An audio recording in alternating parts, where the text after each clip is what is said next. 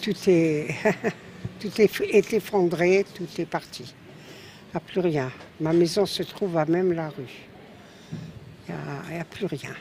Je n'ai pas encore été relogée pour le moment. Je vais chez des amis, chez mes enfants. Bon, eh ben, j'attends la suite.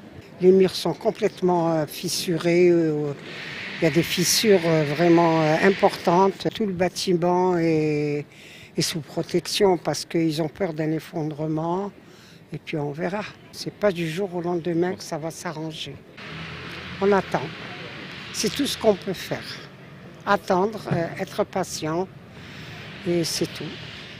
Voilà. Aujourd'hui, on estime à 300, 350 personnes qui devront trouver un hébergement durable.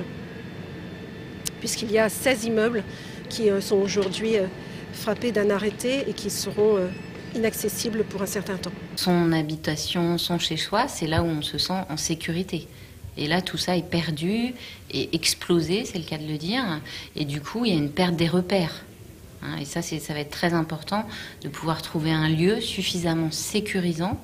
Donc c'est pour ça que quand on peut être hébergé par des proches, c'est mieux que si on est dans un foyer d'accueil ou dans un hôtel où là, le sentiment d'insécurité finalement perdure. Il y a à la fois un besoin de trouver des solutions pratiques et puis surtout ils sont envahis par les réviviscences qu'ils ont de ce qu'ils ont vécu, que ce soit des flashs auditifs, des flashs visuels, et ils comprennent pas finalement pourquoi ça ne s'arrête pas. Et ce qu'on essaye de leur expliquer, c'est qu'ils n'ont pas de blessure physique, donc c'est ça qui est compliqué, ça ne se voit pas, c'est une blessure psychique. Et cette blessure psychique, elle va mettre plusieurs jours, voire plusieurs semaines à cicatriser. Et que les symptômes qu'ils présentent sont des symptômes de stress aigu et qu'il faut prendre en charge.